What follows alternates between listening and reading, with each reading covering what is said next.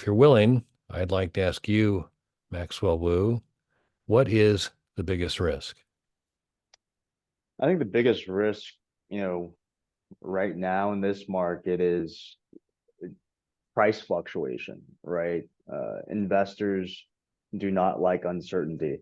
It's almost like a natural thing that the universe wants some order there. And we don't have a threshold to go off of, a baseline to go off of. It's very hard to see what the future looks like. What do all those words mean, right? Again,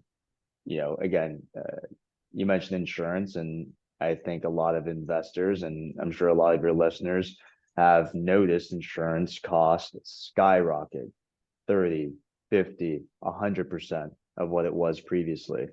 And that's for, a multitude of reasons that, uh, we can drone on about. And, maybe that's something you're able to add in here, but aside from cost of materials, labor, unexpected natural events, natural disasters happening.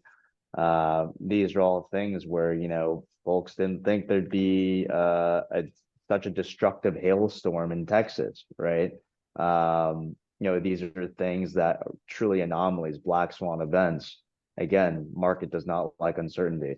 Um, but how do you buttress against that, against these headwinds? It's you got to perform it appropriately and do that scenario analysis.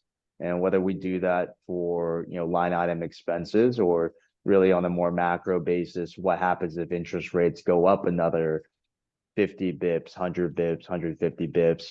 What's it do to the property, right? So sensitizing is a great way that we see to kind of hedge against risk, or rather go in eyes wide open and say, if this does happen, what's the result? What can we do, right? To your point, what is preventable?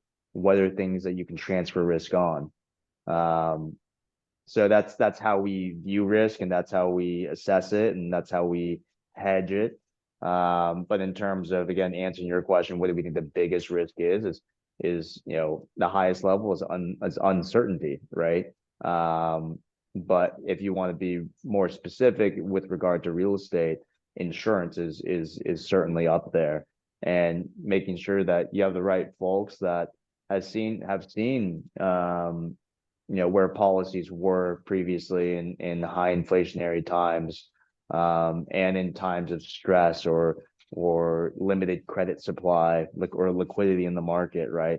All these things inform premiums and cost of really insuring these properties, which any lender you go to, any good lender you go to, is going to require that you have a very strong insurance policy on the property.